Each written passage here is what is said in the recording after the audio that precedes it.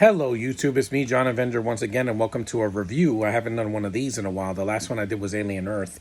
This is another TV show, a miniseries that came out on Disney Plus about a month ago, and I saw it throughout sporadically. I saw 4 episodes. It was 4 short episodes, animated-wise, but an animated show for adults, not for kids. Don't let your kids watch this. It's way too violent.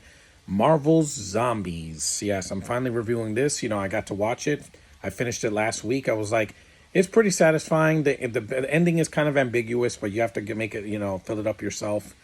And I really liked this show. It was one of the better Marvel shows of 2025. I mean, it's animated and it's for adults, not for kids, like Invincible or Harley Quinn.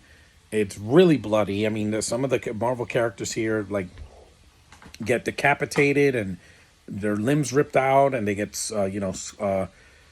they get ripped to pieces. There's gore spilling everywhere. Yeah, this is not something to watch with a child, unless they're 18 or older. And a lot of the characters get killed off. Well, some of them were zombies already. There's some of the actors from the MCU come back to voice the characters. You got Iman comes back. She's the MVP of this as Miss Marvel. It's the first time we've seen her in 2 years. You got Haley Steinfeld as Kate Bishop, who she comes back. You have Riri Williams, played by Dominique Thorne. She's not Ironheart here. She's just Riri. You got Simu Liu as Shang-Chi. He comes back. Awkwafina comes back. You have Tessa Thompson comes back as Valkyrie. You don't get Chris Hemsworth or Chris Evans or whatever because they were too expensive for the show. But also Scott Lang, Paul Rudd comes back as well. And there's different altered versions of the characters, because Blade is here, but he's Blade with Moon Knight's powers. So it's like Moonlight Blade.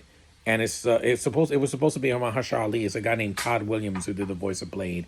He did a good job for what he had to do. I think he did a good job. I liked the animation. It's basically What If, but it's a lot more violent. It treated me more like an adult, not a kid. And there was a lot of, of references to the MCU. Wanda comes back. Elizabeth Olsen finally came back after 3 years. A hiatus that we hadn't seen her since Multiverse of Madness. She's a zombie queen here, but it's fine. I mean, you could say she's dead, Josh. Technically, she is, but the undead. Her legacy will not die. No matter what you think, Elizabeth Olsen could come back. They're really trying to push this House of M storyline that's in the comics, so she can always come back. Vision Quest is right around the corner. Vision Quest is coming out next year in 2026, so I'm still looking forward to it. And let's face it, Marvel made better shows this year than they made movies, because their movies all tanked. Their shows, at least Spider-Man was good. I liked Ironheart. It wasn't great, but I liked it for what it is. I like this, and I'm looking forward to Wonder Man. It looks a little more meta and different. It's not a CGI fest, so maybe it'll be something different, and I want something different because I don't want the same thing. What hurt all these Marvel Disney Plus shows, not the Netflix shows or the ABC shows, is that they rely too much on computer-generated images and big-name actors and references and trying to connect everything. I'm like, no, just tell a good story. You don't need to connect every little detail, This connects to the MCU, but not every episode's trying to set up what's going to happen next. You had a freaking zombie Thanos here. That was freaking awesome. Like the visuals are haunting and creepy and scary. And the episodes are short. They're not an hour and a half. They're like 30 or 40 minutes long. So they were nice and short. So they didn't drag ass like a lot of other movies in the MCU or shows did. You also have, like I said, the voice acting is mostly solid, but there's one character in this movie that even in this show, even as an animated character, she doesn't work, and that's Yelena. Are you guys shocked about that? She's more of a zombie with her delivery than any of the zombies in the show, because Florence Pugh doesn't give a shit, guys. She talks like this in every episode. I have no emotion. I'm a robot. I do nothing. That's her. That's her performance in this show, guys. Josh, everybody is giving their all. Even David Harbour gives a shit. And Simu and Iman and Awkwafina and even freaking Todd Williams, who's not even Blade. He's just the voice of Blade in this show. And they give a shit to be there. They're giving it their all. They have energy, and they're actually doing something. This girl does not care about being Yelena. She's like, you know what'll be good for a Black Widow? Let's make her emotionless and a robot. Guys, she is a failure. I went to Comic-Con last week, and I didn't see any Yelenas or Thunderbolts because they'd failed. Stop trying to make this girl a thing. She can't act, okay? Natasha is the better Black Widow. Scarlett Johansson didn't talk like this. I have no emotion. She's not a robot. She was serious in some scenes, but also cracked some jokes and smiled and was interacting with the other people like a human being. I don't think Elena's human. I think she's a robot.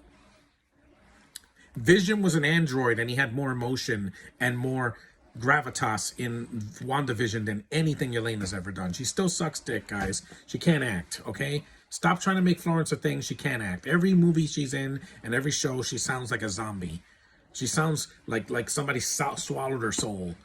God, just wake up and act a little bit. Stop talking like this, like I have no emotion. Every performance is like that. Every single one. And don't tell me, oh, but what about Puss in Boots? No, that's a different director, and that's a cartoon for kids. This is for adults, and she's acting like a zombie. Wow, you're terrible.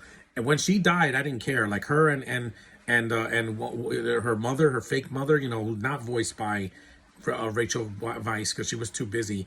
So they got another actress and they killed her off. I'm like, good. Don't care about you. I don't. Iman saved this show a lot because she's the main character. She's going through all these trials with the Avengers and uses her crystal powers and her long arms to save the whole universe. And she's kicking ass here. Iman definitely was well cast as Miss Marvel, aka Kamala Khan. With this girl, it's like I don't get anything. She does not give a shit. She's like, I'm gonna get paid even whether I do this or not or show any emotion. Wow, no wonder the Thunderbolts flopped. Man. Anyway, if you haven't seen Marvel Zombies, watch it. It's more for adults. It's not for kids, so don't let them watch this. It will scar them for life. There's no F-bombs in it. It's just a lot of blood, a lot of gore, a lot of violence. People getting decapitated and burnt alive and, and ripped apart. Yeah, you don't want to show your kids that. But it's worth it. It's a isolated story away from the mainstream live action stuff, so it's completely self-contained.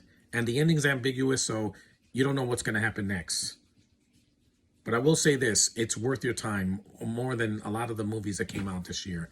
Anyway, that's my review of Marvel Zombies. It's a good one. It's not the greatest show ever made. It's not going to beat X-Men 97, but it is worth your time if you want to see it. So thanks for watching. Acknowledge me, and I'll see you guys tomorrow. I'm not doing a podcast today, so I'll do a podcast tomorrow on Wednesday. So that'll be soon. See you then.